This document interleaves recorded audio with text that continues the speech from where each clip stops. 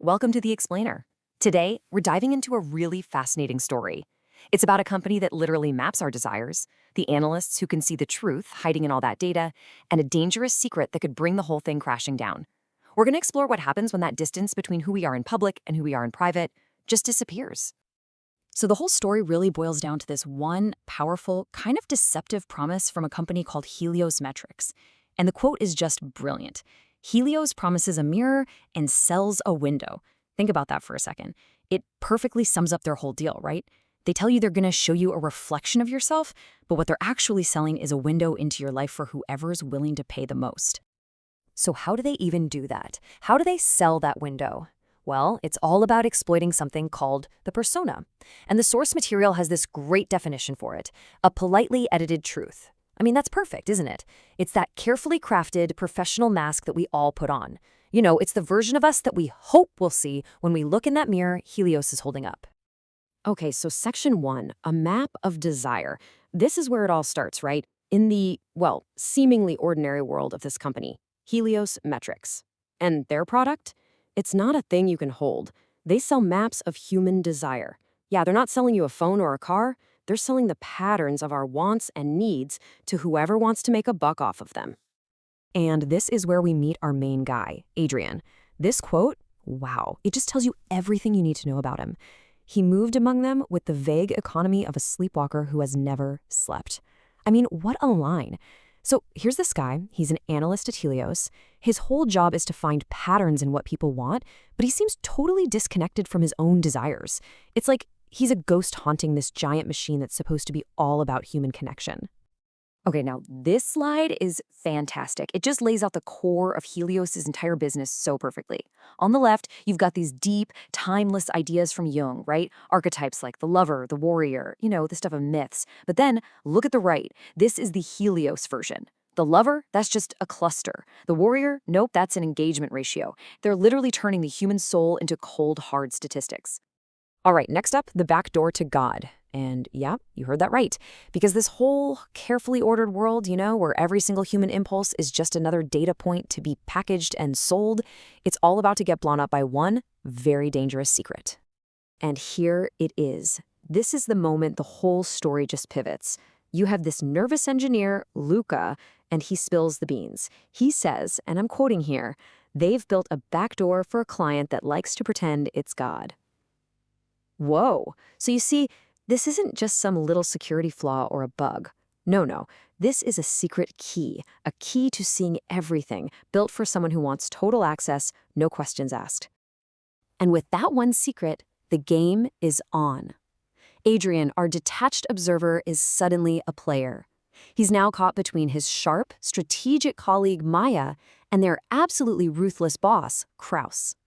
The stage is set, and everyone's carefully constructed persona is now totally on the line. Now we get to the price of truth. The stakes just start to escalate like crazy. See, going after the secret isn't just about office drama. It comes with some very real and very, very dangerous consequences.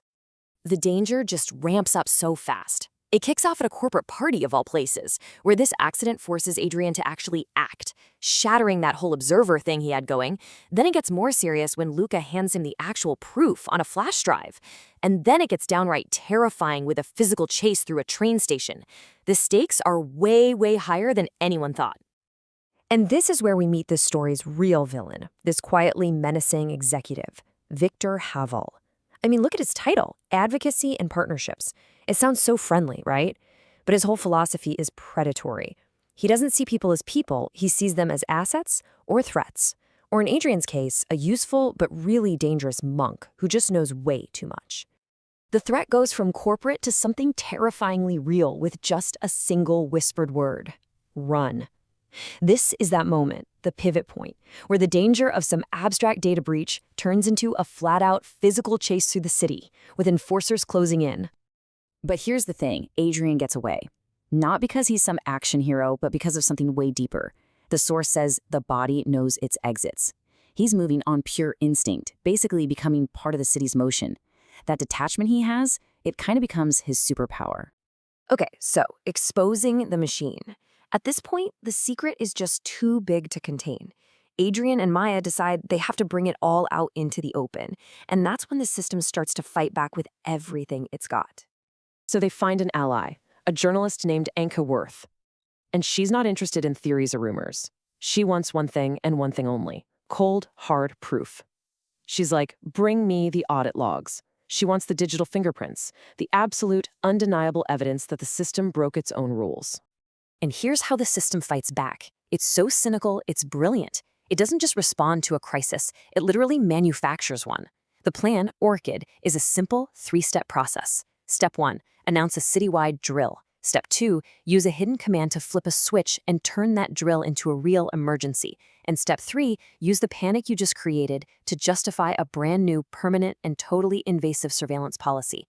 It is a premeditated abuse of public trust from start to finish. So this is the proof they managed to pull together, and it paints a complete picture of the whole rotten scheme, from the technical side to the personal attacks. They've got the master key that gave them that backdoor access. They have the doctor chats that were fake to frame them. They've got the policy details that prove the whole drill was a setup from the get-go. And finally, the audit logs, the digital smoking gun. But, bringing a machine like this to light, it's not free. There's a cost. And the truth claims its first and most tragic victim. Luca, that nervous engineer who started this whole thing. He's found dead. A clear, brutal warning to anyone else who even thinks about challenging the system. But instead of scaring them off, Luca's death just hardens Maya's resolve. She has passed the point of wanting to be safe. This quote, it just shows her whole mindset has shifted. She's demanding clarity, consciousness, no matter what happens in the end. It's not about winning anymore. It's about not being asleep when the water closes over your head. And so we come to the end. The distance disappears. Because ultimately, the story isn't really about a victory or a defeat. It's not even really about a data breach or taking down a corrupt company. It's about connection, and this illusion we all have that we're separate from each other. The core philosophy of the whole story is kind of laid bare in this one line. It suggests that our biggest fight isn't with some outside enemy, but with this false belief we carry around that we're all these isolated, separate individuals. The whole plot, all the data, the surveillance, the chase, it was all just forcing these characters to finally realize how deeply interconnected they really are. And that kind of leaves us with one last big thought to chew on. In a world where data connects us in all these invisible ways, where the lines between our public personas and our private selves are getting blurrier by the second, what does it even mean to be an individual anymore? What happens when that distance we've always just taken for granted finally disappears for good?